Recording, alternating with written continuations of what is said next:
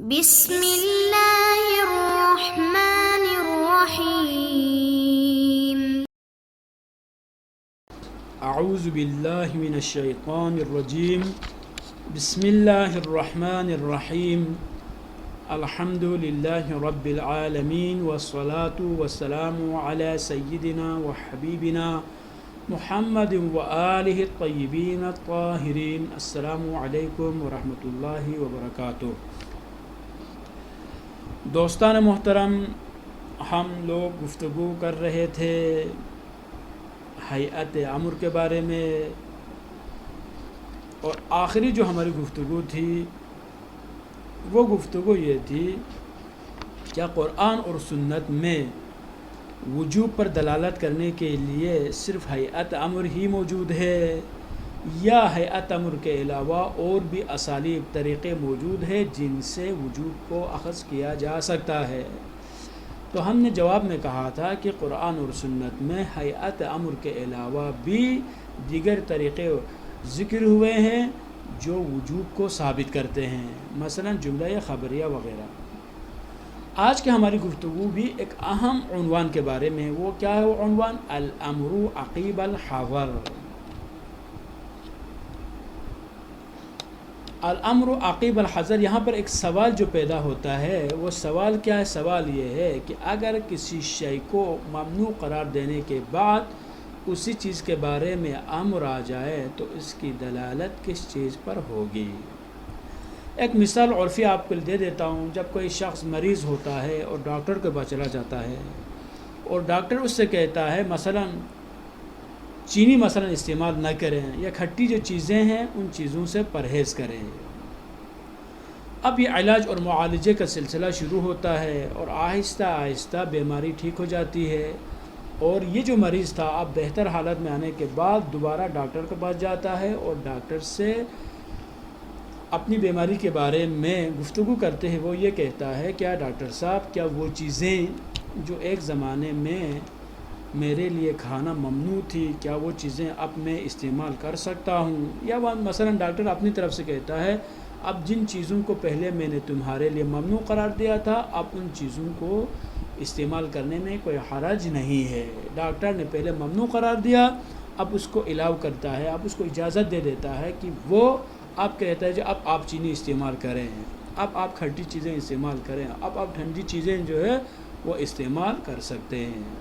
تو یہاں جو امر آیا ہوا ہے پہلے ممنوع قرار دینے کے بعد ابھی جو امر آیا ہوا ہے، یہ امر کس چیز پر دلالت کرتا ہے؟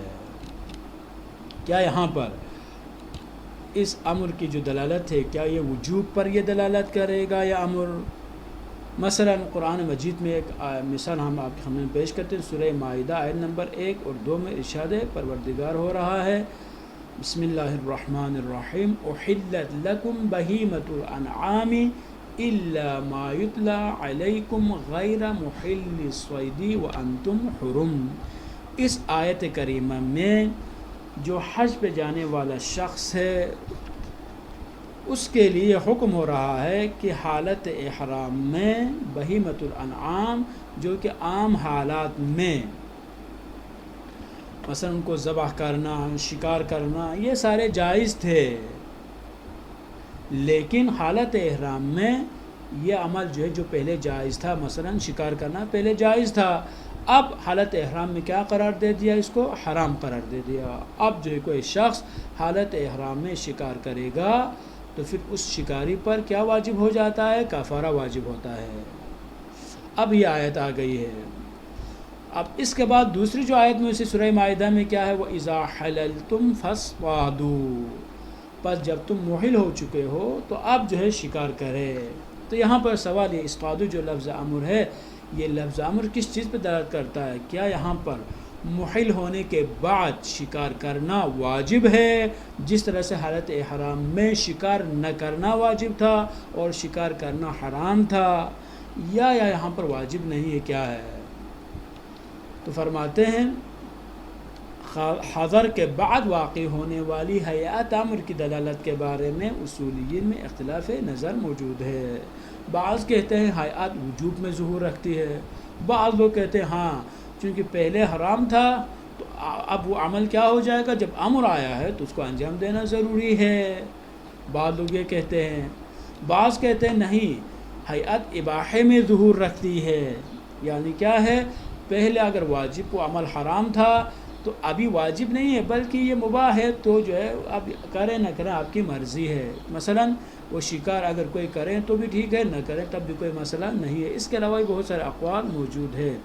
تیسرا جو ہے قول، بعض کہتے ہیں فاقد ظہور ہے۔ ان فاقد ظہور کا مطلب یہ ہے کہ نہ ہم اس کو وجوب پر حمل کر سکتے ہیں اور نہ ہی ہم اس سے اباحہ سمجھ سکتے ہیں، بلکہ وجوب اور اباحہ میں سے کوئی بھی ثابت نہیں ہے۔ یہ جو ہے تیسرا قول ہے، اور ان اقوال کے علاوہ بھی بہت سارے اور اقوال ہیں۔ مثلا بعض علماء فرماتے ہیں کہ یہ جو ممنوع قرار دینے سے پہلے وہ عمل کیا تھا، وہ عمل اگر پہلے واجب تھا تو اب بھی واجب ہو جائے گا، وہ عمل پہلے مستحب تھا تو اب بھی مستحب ہوگا، وہ عمل پہلے مباح تھا تو اب بھی مباح ہوگا۔ بہرحال مختلف اقوال موجود ہیں، لیکن ہمارے لیے سب سے اہم چیز ہے وہ کیا ہے؟ وہ ہے مصنف کی جو رائے ہے، اس رائے کو جاننا ضروری ہے۔ آئیے ہم مصنف سے پوچھتے ہیں کہ آپ کیا فرماتے ہیں کہ ان میں سے کون سا نظریہ آپ اختیار کرتے ہیں؟ تو مصنف قول سوم کو قوی قرار دیتے ہیں۔ مصنف فرماتے ہیں والثالث هو الاقوى، قول سوم کیا ہے؟ قوی ہے، بہتر ہے۔ جب قوی کہہ دیا تو ہم مصنف سے ان کی دلیل کے بارے میں بھی سوال کریں گے کہ آپ نے کس دلیل کی بنیاد پر تیسرا جو ہے نظریہ اس کو اختیار کیا ہے۔ فرماتے ہیں وہ دلیل یہ ہے جو عربی میں لأن تقدم الحظر يصلح لأن يكون قرينة على أن الأمر الوارد بعده لرفع الحظر لا للإيجاب، یعنی تقدم حضر صلاحیت رکھتا ہے کہ اس کے بعد آنے والا امر صرف رفع حظر کے لیے ہے، ایجاب کے لیے نہیں ہے۔ بس اس کا نتیجہ یہ ہے کہ امر اباحہ بدلت کرتا ہے، یعنی یہ جو امر آیا ہے واجب قرار دینے کے لیے نہیں ہے۔ جیسے کہ ڈاکٹر نے اگر کہا ہے چینی آپ استعمال کر سکتے ہیں تو اس کا یہ مطلب نہیں کہ ہر حالت میں چینی کا استعمال کرنا ضروری ہو، یا کھٹی چیزیں کھانے کے لیے کہا ہے تو ہر حالت میں ان چیزوں کا کھانا ضروری ہو، ایسا نہیں ہے۔ بلکہ یہ جو امر پہلے ممنوع تھا، اس ممنوعیت کے بعد جب یہ امر آتا ہے تو یہ خود قرینہ ہے، ممنوعیت کے بعد آنا یہ خود قرینہ ہے، اب وہ ممنوعیت ختم ہو چکی ہے۔ لیکن دوسری طرف کیا ہے؟ دوسری طرف بھی ہمارے پاس دلیل موجود ہے۔ وہ کیا ہے؟ وہ یہ ہے کہ یہ احتمال بھی موجود ہے کہ متکلم نے اس قرینے پر اعتماد نہ کیا ہو، یعنی پہلے جو ممنوعیت آئی ہوئی تھی وہ پیش نظر ہی اس کے نہ ہو، بلکہ اس نے کیا کیا ہو؟ امر کو وجوب پر دلالت کرنے کے لیے استعمال کیا ہو، جیسے کہ ہم نے پہلے کہا تھا۔ ہو سکتا ہے کہ اس کے نظر میں وہ اصلاً تقدم حضر موجود ہی نہ ہو، بلکہ وہ امر کر رہا ہے، وہ یہ دیکھ رہا ہے کہ اس مکلف میں کچھ مسائل پیش آئے ہیں، کچھ پرابلم جو اس کے ساتھ جو پیش آ رہی ہے، ان مسائل کا حل کیا ہے؟ وہ حل یہی ہے کہ جن چیزوں کو پہلے ممنوع قرار دیا تھا اب ان چیزوں کو استعمال کریں۔ بس اس کا نتیجہ یہ ہوگا کہ امر وجوب پر دلالت کرے گا۔ بس یہاں پر دو جو ہے نا، ایک کے مطابق وجوب ثابت ہو گیا، دوسرے کے مطابق اباحہ ثابت ہو گیا۔ بس کیا کریں گے؟ ایک قاعدہ کلی جو ہم منطق میں پڑھتے رہتے ہیں، فلسفے میں پڑھتے ہیں، تو اصول میں وہی نظریہ جو ہے وہ قابل عمل ہے، وہ ہے حتمی نظریہ۔ کیا ہے؟ اذا تعارض تساقطا، بس دونوں احتمالات موجود ہیں، یعنی جب ان دونوں دلیلوں میں ٹکراؤ آ گئی، جب دونوں میں تعارض وجود میں آ گیا، تعارض کے وجود کی وجہ سے دونوں دلیلیں اپنی حجیت سے ساقط ہو جائیں گی۔